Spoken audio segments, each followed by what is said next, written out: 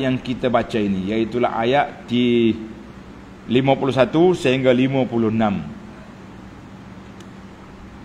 Ayat yang pertama yang kita baca, ayat 51, qala Allah Ta'ala wa nada fir'aunu fi qaumih. Fir'aun menyeru kepada kaumnya, dia kata apa? Qala ya qaumi alaysa li mulku Misra, sampai ke akhir ayat. Mu tengok aku penguasa Mesir, sungai-sungai mengalir di bawah istanaku. Sombong. Maka oleh kerana Fir'aun sombong, dia sombong, takabur, angkuh dengan apa? Dengan sungai, dengan air.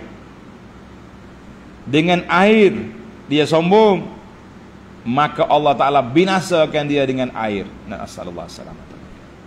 Ingat, liyu'lam, dengar ni kata ulama tadabbur, liyu'lam, supaya kita tahu bahawa siapa dia berbangga diri dia dengan suatu benda, fayakunu hatfuhu wa halakuhu fi zalika syai', dia akan mati situ. Allahul musta'an. Berapa banyak orang yang kita tengok sebagai pengajaran iktibar kan? Ada orang ni masyhur dengan pandai menjinakkan hayawan yang bisa. Raja ular dia panggil. Dia matinya patut dia ular.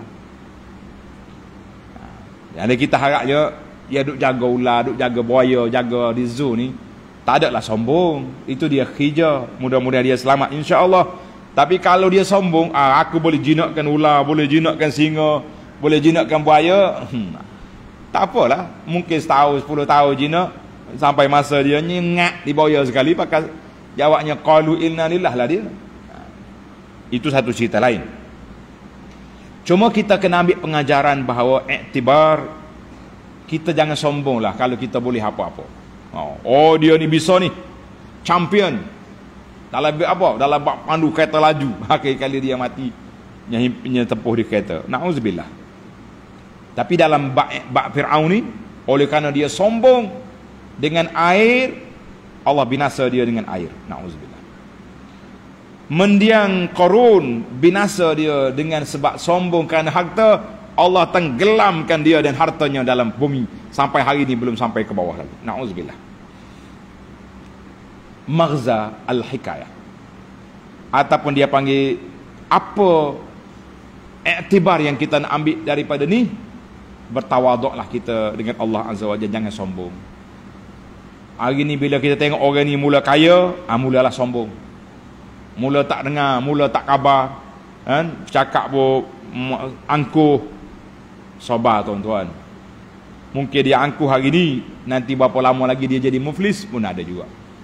Jangan hina orang waktu kita berkuasa. Suatu hari ni kita tahu apa akan jadi depan mata. Allahul musta'an. Baik. Pengajaran yang faedah yang kedua, ayat 50, am ana khairun min hadzal ladzi huwa mahin wa la yakadu yubin. Hina budak ni, Musa ni, anak pungut aku ya dia. Cakap pun tergagap-gagap. Kalau betul dia, marilah malaikat. Jadi ayat ini kata dia ulama tadabbur, istasghara Fir'aun Musa. Fir'aun telah menghina Nabi Musa. Dia kata Musa tu fakir, Musa tu lemah, Musa tak ada kuasa. Begitulah orang-orang yang angkuh. Dia sombong, dia tak khabar, dia tak sedar bahawa dia juga lemah. Tapi biasanya orang-orang yang nak jatuhkan orang, dia cari kelemahan orang. Dia akan cari kelemahan, di mana kelemahan orang.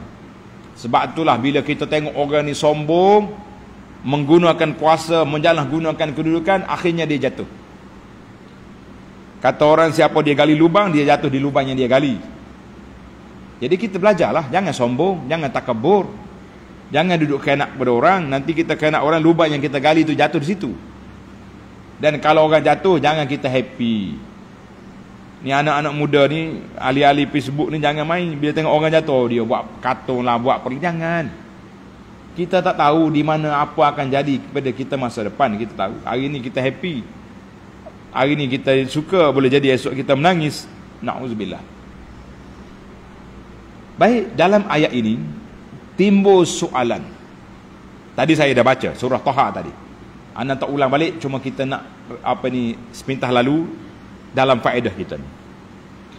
Jadi bila Nabi Musa sudah berdoa supaya hilang gagak dia tu, guguk dia tu, dalam surah Taha tadi, wahlul 'uqdatam min lisan yafqahu qawli, Allah Ta'ala telah jawab, qad utita su'laka ya Musa. Musa, aku dah luluskan 7 permohonan kamu tadi. Jadi kenapa Fir'aun masih lagi guna perkataan Musa tu gagak? Lish. Ni. Jawab dia ada 2-3 jawapan. Tanda. Jawapan yang pertama, bahawa Fir'aun dia kata Musa ni bercakap tak jelas ni, hujjatahu. Maknanya hujah dia tak jelas lah sebenarnya. Kabur dia panggil. Hujah Musa tu kabur. Bukan dia tak boleh bercakap. Dia boleh bercakap dah. Dulu dia tak boleh cakap. Sekarang dia dah fasih. Tapi hujah dia tu tak mantap. Macam kita kata kat bahasa budak sekarang ni, hujah ke laut. Bahasa tak? Hujah ke laut maknanya tak nak pergi buah lah. Itu cakap Musa. 2. Yang kedua, bahu bima kana alaihi awalan. Fir'aun menghina Musa dengan dulu. Dulu memang dia cakap tak pasal. Kan dia duduk rumah Fir'aun dulu.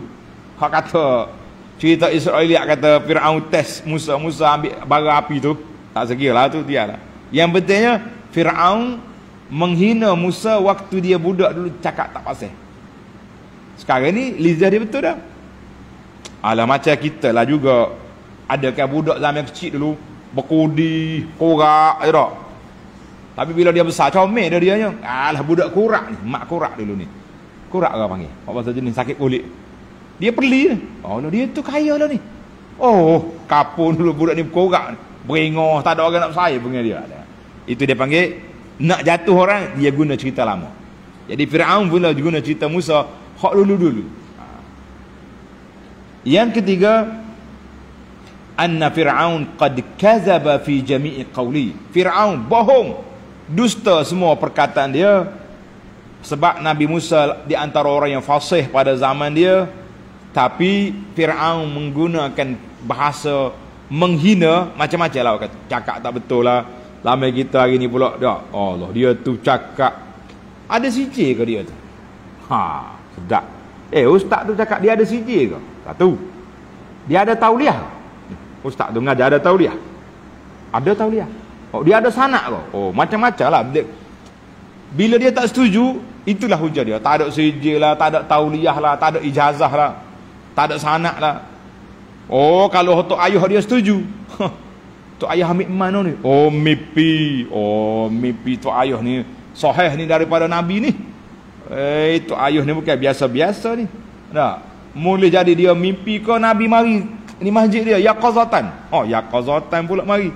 Mana kalau hak dia sayang kak dia takwil selalu lah. Hak dia tak suka kak, tak ada tauliah lah, tak ada macam-macam. La haula wala quwata illa billah. Baik, kita pergi kepada yang ketiga. Yang ketiga, falamma asafunan taqamna minhum. Bila mereka lawan, Allah Ta'ala murka ke atas mereka.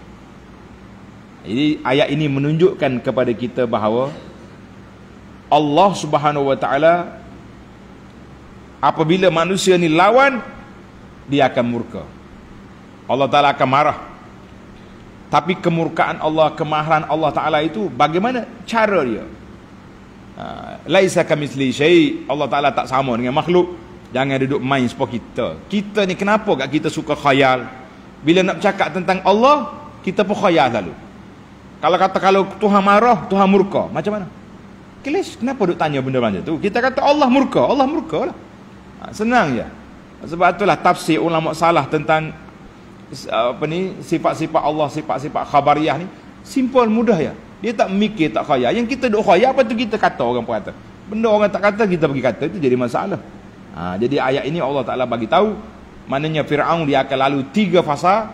Yang pertama kemurkaan Allah, kemudian yang kedua apa dia jadi, tengok dalam ayat selepas daripada murka, fa'aghraqnahum, maknanya setiap orang itu, ini yang keempat, fa'aghraqnahum, Allah Ta'ala jadikan setiap benda tu ada sebab.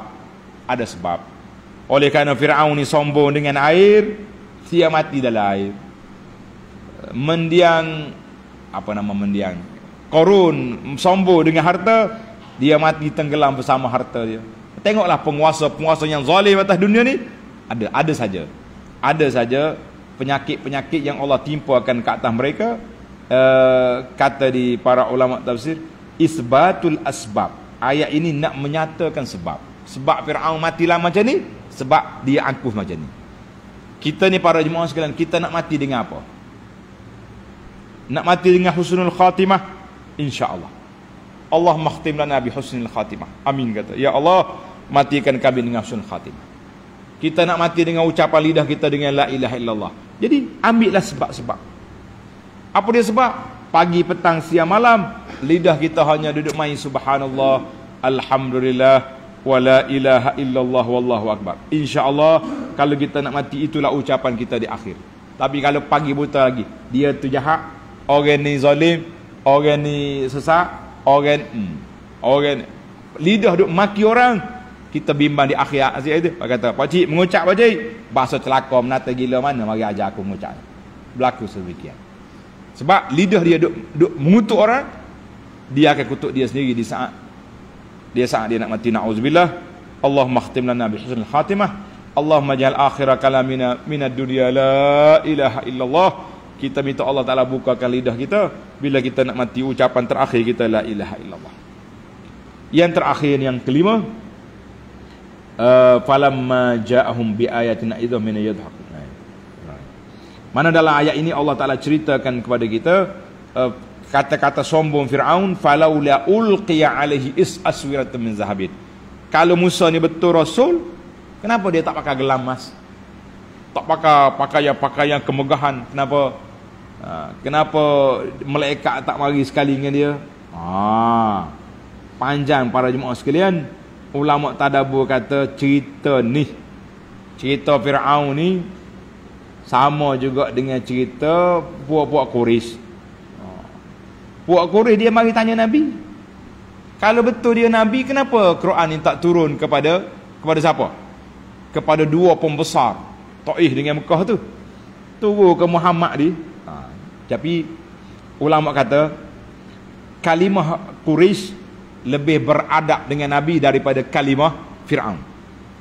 Fir'aun lebih sombong kalimah dia. Dia kata, Musa kenapa tak pakai emas? Quraisy, kenapa Quran ni tak turun kepada pemimpin-pemimpin di Mekah dengan Taif? Maknanya Nabi ni, dia ni orang Quraisy, orang keturunan yang baik-baik. Jadi Abu Jahal nak kata kok pun malu juga dia. Nak cakap sombong sangat pun, keluarga Muhammad ni ada orang besar, ada yang jadi menteri kabinet seperti Abu Talib. Jadi orang panggil tahafuz, bahasa pun berlapik juga sikit. Begitu pun ada juga yang katakan Nabi anak Ibnu Abi Kabsyah, anak pengembala kambing. Tapi tak samalah. Fir'aun dia hina Musa, hina semati. Sebab anak angkat dia, anak pungut dia panggil. Quraisy nak hina Nabi tu tak berani juga, sebab Khadijah pembesar, bangsawan, Abu Talib pak saudara dia menteri kabinet. Jadi bahasa dia pun beringat. Baiklah para jemaah sekalian, tetapi fa'aghraqnahum ajma'in. Allah kata Fir'aun aku tenggelam habis dalam laut. Puak-puak pembesar Quraisy semua sekali, Abu Jahal dengan geng dia mati di mana? Mati dalam peperangan Badar, kecuali Abu Sufyan yang selamat. Walaupun begitu 20 tahun dia lawan Nabi, akhirnya dia masuk Islam. Kita kata alhamdulillah. Kesimpulan daripada kisah ini 2 perkara. Tulis 2 perkara yang kita kena ambil iktibar. Yang pertama, puak-puak kafir menggunakan hujah-hujah memperlekehkan orang memperbodohkan orang untuk nak menjatuhkan orang lain. Satu.